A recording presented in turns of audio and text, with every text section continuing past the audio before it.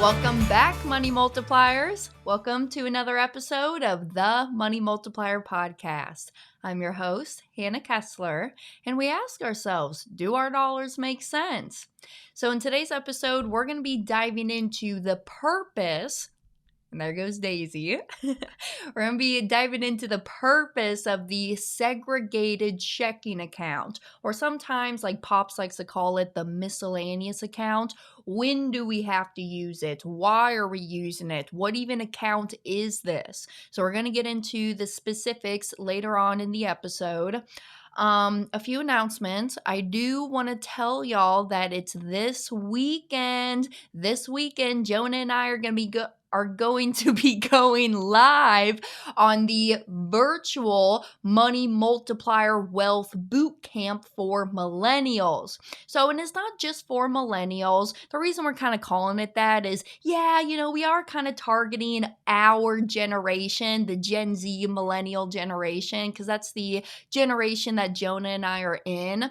But this is for anybody. I mean, it's all just talking about money, and everybody's got the same money habits, money things that are going on, same money problems. So we're going to be talking about solutions, how you can control the environment, not leaving it up to the markets or government to dictate whether your money is going to grow.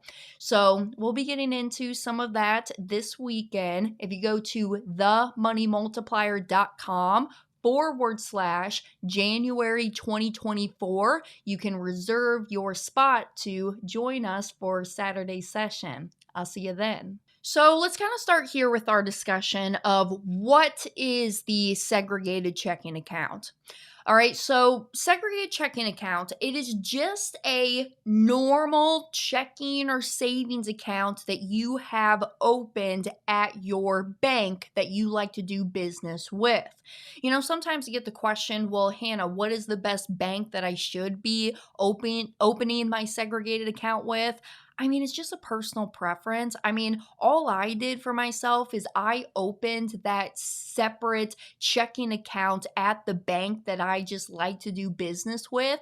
It's actually US Bank. They don't have any branch offices down here in Florida. So when I was up in Kansas City growing up and living, that was where I opened up my first ever student checking account when I was of age. I think I was like 14 or 15 or something like that. And maybe even younger. Maybe I was like 13. But anywho, so that is just who I hold my segregated account with. And all I did is I just called up the bank and I said, hey, I want to open up another checking account. Can you help me? And they did. They helped me open it up. And you know, what is the purpose of this account? All right, there's kind of two things that I think of is important when it comes to this concept, the infinite banking concept, and using this account. You know, number one, it keeps you disciplined. Okay, so when I am telling you that, hey, you should pay yourself first. What I mean by that is when you have dollars that are coming into you, active money, passive money, birthday, holiday money, inheritance money, I don't care. When you get money that flows in through your hands, you should be taking a sliver of that and setting it to the side, you paying yourself first, and then go pay everybody else next. So start treating yourself as your number one asset. Now, I say at least we should be keeping 10% of what we're making. And if we want to be more aggressive than that, go higher, okay? Because you get to have the freedom. You are your own banker. You get to dictate where that money is flowing to. So with that segregated account, I use it to me pay myself first, keeping me disciplined. And all I'm doing is I'm just moving money from my main account into that segregated account. And really, then from there, that is what I use to go and pay my premiums in the policy. So me paying myself first is equivalent to me paying my policy premiums. So I just move it from the main account into that segregated account. Then from segregated account, it goes into the policies. So keeping me disciplined. The other reason that we kind of use it as well is that the money that comes from the policies, when we are taking out loans from the policies, loan money is never taxable. So when I request my loan money out, it gets directly deposited into my segregated checking account. Yes, you can even receive your loans in a form of a paper check in the mail from the insurance company, but I'm enrolled in direct deposit. I like it. It's easy. It clears me out of an additional step that I have to do of depositing that check into the account. So I like the ACH direct deposit that the insurance companies offer. And so when I request my loan money out, it goes all into that segregated account, because come around tax time, the money that we pull out of the policy, they are loans. No, we're never taxed on a loan. And even when we get to the point where, hey, maybe in the future we want to start taking withdrawals from the policy, all of that is tax-free to us. So, come around tax time, it's easier for me to identify what's taxable income and what's not when I just keep my main account separate from my segregated account. And two, then my tax guy doesn't get mad at me and say, oh my gosh, Hannah, now I have to go in here and detangle this whole mess of these 5,000 transactions that you've done, right? So I like it just because I don't have to go in there come tax season and have to go in and detangle everything saying, all right, this is taxable income, this is not.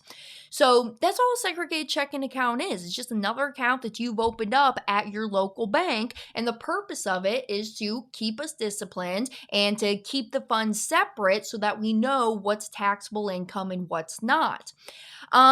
When you are going out there and you're researching accounts to open up, sure, if you have an account that the bank is offering you like 4.5% just to keep the money in there, sure, go use those perks that the banks are offering to you. So I really don't have like a personal preference. I know some people like to work with credit unions or small local banks versus the big national banks that we have around, but it's more so just a personal preference of who you like to bank with, who you like to do your business with. Just a little side note, a question I sometimes get is, okay, Hannah, well, if I'm going to be storing my wealth inside the policy rather than at the local bank now, is there a way that I could totally eliminate the banks? Do I even have to have a segregated account or a normal checking or savings account? And the answer is yes. We still have to have those bankers there because there's no way to totally eliminate the central banks from our lives. But we can limit the amount of money we keep down at the local bank. So, now, y'all, if you know of a way to eliminate the commercial, conventional banks from your lives, please let me know. I've been trying to find a way. But because how money goes into and out of the policies is from that bank account. You can't pay premiums on like a credit card or with cash. It has to come from that bank account and it gets deposited into the policy as that ACH, that e-check, and vice versa. That's how the money gets out of the policy as well. So I get that question a lot of how is the money really flowing in and out of the policies? So really, when do I start utilizing this segregated account? I'm starting to use it immediately, all right? Because rule number 1, pay yourself first. So when I get money in, I'm immediately taking that money, taking that 10% at least, and moving it to the segregated account. Okay, so right off the bat, I want you to start using this thing immediately. Do you even have to have the segregated account? No, but I think it's a good idea to keep you disciplined, keep you organized when it comes to your financials. So when do we start using it? It's really immediately. Now, I do have some of my folks, and actually, I had a really great conversation with a client this past week, and he was talking about how he is going to be paying himself back and with interest. And Hannah, how does this segregated account help me if I'm going to be paying myself back with this interest? Because I do understand that there are these mech limits inside of the policies. Now, go back through my other episodes where I talk extensively about MEC. MEC is just an acronym for Modified Endowment Contract. So I'm not going to get into it in today's episode. You can always shoot me an email, Hannah, spelled the same ways forwards and backwards, Hannah at themoneymultiplier.com if you have further questions about this. But this individual, they're informed and they said, well, if I'm going to be paying myself back into the policy with interest because I am going to treat my money just how I treat the conventional bank's money. If I take out a loan from the bank, I got to pay them back and I got to pay them back with interest. So I'm just going to practice those same principles and habits with myself. But how does that play when I know that there's these MEC rules in here, and I don't want to start causing tax consequences in the policy. I want to keep this tax-free growth that I'm getting. So how does a segregated account help me when I'm paying myself back and I don't want to hit those MEC limits? So I want y'all to look up here at the screen. So for my YouTube folks, and if you are listening to this on podcasts and audio form, I upload all of my episodes to YouTube. So you can go on there and you can see myself. If you've never seen me before, you can see my shining, smiling, beautiful face. And then also, I sometimes post up some screenshots of material that I want y'all to study. But in this screenshot here, this is a person's policy. And they were asking me the question, all right, well, Hannah, you can see here that I'm putting in $10,000 a year into my policy. So year one, when I put in $10,000, I'm immediately going to have a cash value of $6,200. Now, reminder, my definition of immediately is within 30 days. So that's kind of why I like to call them premium deposits, because each time you make that premium deposit into the policy, you have that cash value in there immediately that you can take out and start using. So immediately when I deposit in this $10,000 of premium, I'm going to have $6,200 that I can take out and start using. Well, if I go take this $6,200 out and I'm going to go make a purchase, let's say the purchase is, hell, I don't know, new tires, I guess. That's just what I'm thinking of right now. Doesn't matter what the purchase is. It can be an investment, a purchase, an expense that you're buying. But let's say I want to take out this $6,200 and I'm going to go buy myself some really, really, really nice new tires, okay? And what I'm going to do is I want to pay myself back, and I want to pay myself back with interest. So if I'm going to be taking out this $6,200, let's say that I pay myself back $500 a month over the course of this first year. Well, when I pay myself back $500 each month, is that going to hinder me or move me closer to my MEC limits? And so I just want to walk y'all through my thought process here. So if I start up at the top, okay, I get paid. And that money goes directly into my main checking account. Then I'm immediately going to take $500 and move it to my segregated checking account, paying myself back. Then from the segregated checking account, I'll take that $500 and pay it back inside of my policy as the loan repayment. So your policy will always be able to hold the principal of the loan amount that you've taken out. So if I'm going to be paying myself back $500 over the course of 12 months, that's $6,000 that's going to be going back to myself back inside the policy. I have enough room. I am not going to jeopardize my Mech limits here because we've taken out a loan of $6,200. So I can go back in there and replenish up to that $6,200 of that loan, that principal of the amount that I've taken out from the policy. So in this scenario, if they're paying themselves back $500 a month over the course of the 12 months, they will be totally fine. They will be able to put that $6,000 back inside the policy and not move them any closer to their Mech limits. However, what if instead of $500, I wanted to pay myself back $800 a month over the course of the 12 months? Now, hold on real quick. I don't think I've ever debuted Monroe on my channel yet. Momo, come here. Some of y'all can see her little tail right there. All right, she's just huffing around. Hold on. Monroe, you got to say hi to the community. Come here. Come here. I don't know if you've guys seen my new kitty cat, Monroe, but she's my domestic long hair. So I actually picked her up on the side of the street.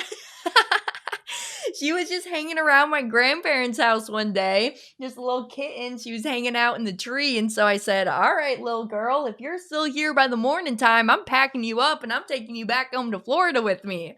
So I got 2 kitty cats around my house. And that's why I called one of my entities in my lifestyle. I have one of my entities called the Kitty Cat Corner. Anywho, all right, little commercial break there. So back to it. If I'm going to be paying myself back, all right, I can totally pay myself back $500 a month for 12 months back inside the policy because my principal of my loan is $6,200 and I'm just going to be paying myself back $6,000. So I'm fine. I am not moving any closer to my Mech limits right there. But what if I wanted to pay myself back $800 a month? $800 a month over the course of the 12 months is $9,600. Well, the principal of the loan amount that I've taken out is $6,200. So I'm about $3,400 more of what I'm putting back into the policy than that principal of the loan amount that I've taken out. Hannah, is that going to move me closer to my Mech limit? Yes, it will. So here, take a look at this second screenshot and I'm going to post it up. This right here, it comes directly from an insurance company's policy illustration.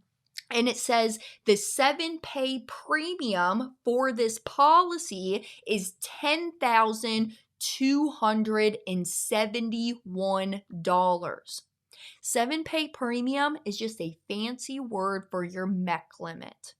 So in this policy, this individual, they are already putting in $10,000 of their premium deposit.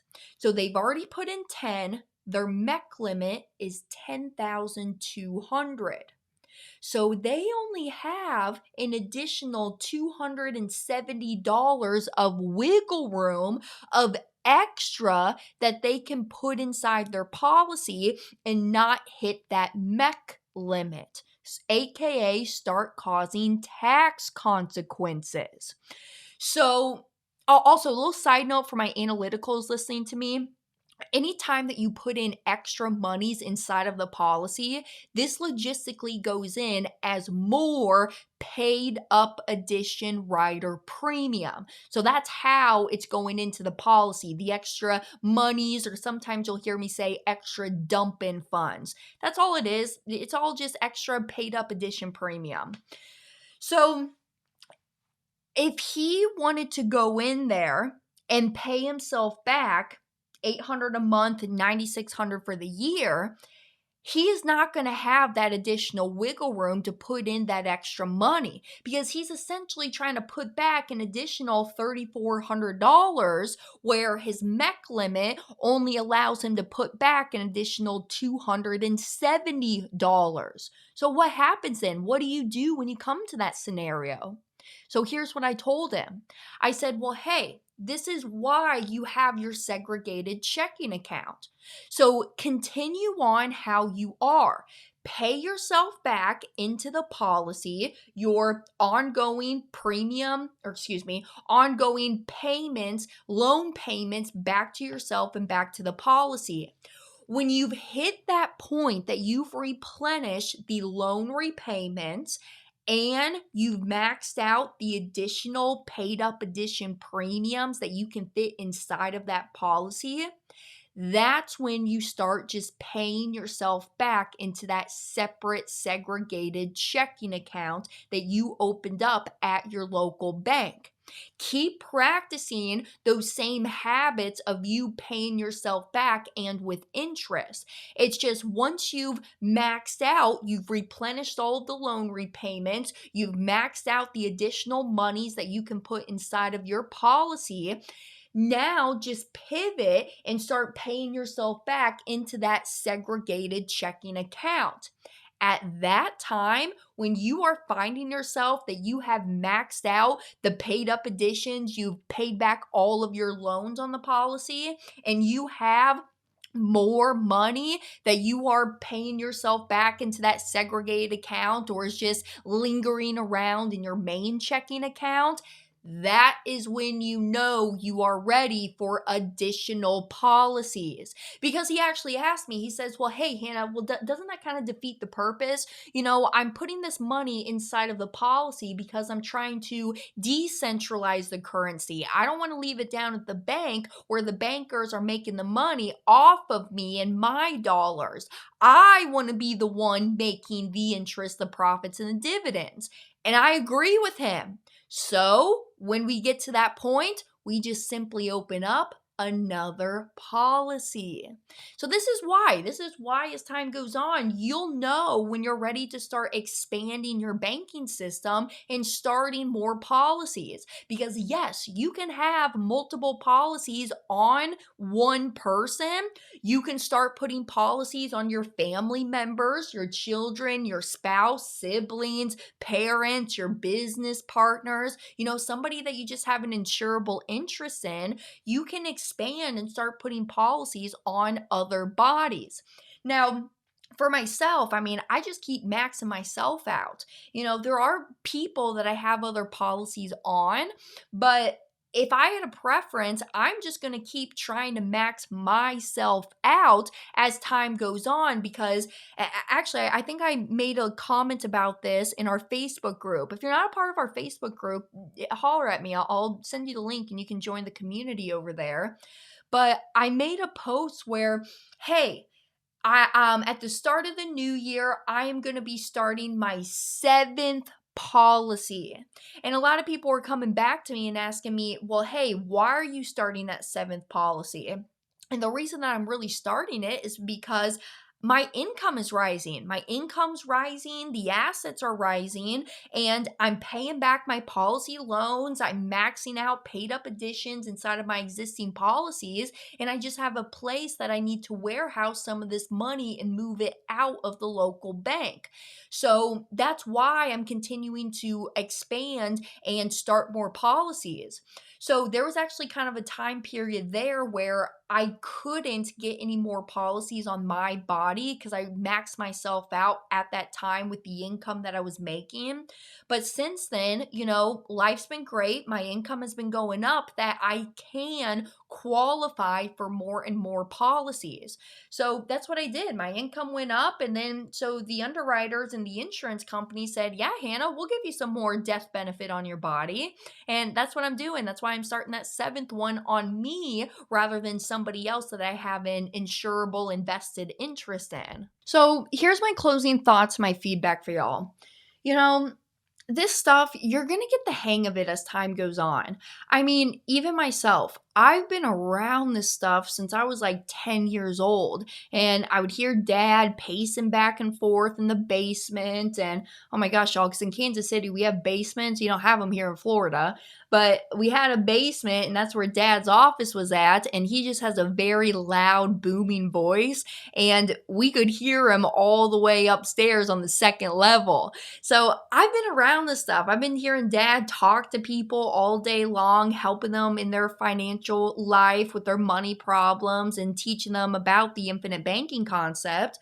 But it didn't really click that full circle to me when I got my first policy and then I started using that policy. That's when it really clicked that full circle. And you guys are going to notice that as time goes on too. You're going to get it to the way like where it's like 95% there, but that last missing 5% is the actual implementation and using the policy, handling the money, paying yourself back, working with your mapping, your implementation specialist, and just hanging around us and just keep learning more about the banking business in your life. It's going to come as time goes on, and I learn new things every single day. I mean, I've learned that in my policies, the Mech Limit, it's an ongoing moving target.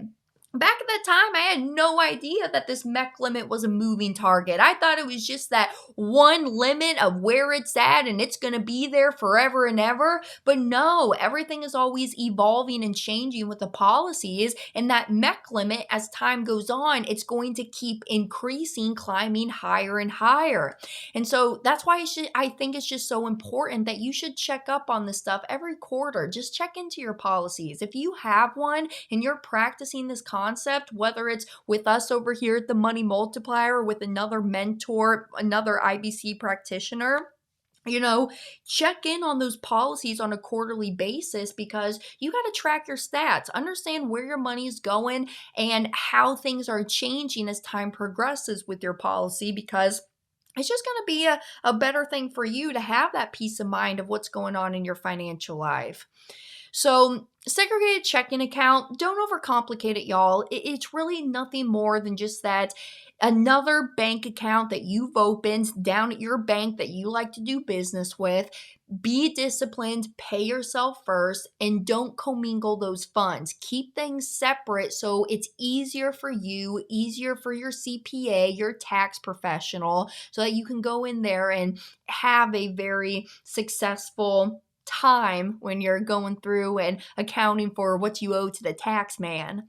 So thank you y'all for tuning in. If there's anything that I left out or you got questions, holler at me. I'm always here. So subscribe to the podcast.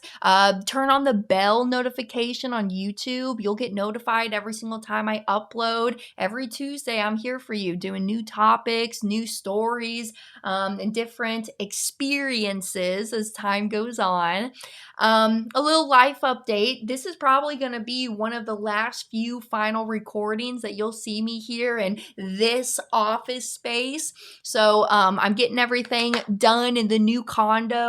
I'm going to have the designated podcasting room. I got a lot of cool material coming up for y'all. And the mastermind, the Money Multiplier Mastermind that we do every single year, that 3-day live event, that will be coming up this year as well. So stay tuned. I want to see your lovely faces, and just let me know how I can help serve you and your community. Until next time, I'll catch you then. Bye, everybody.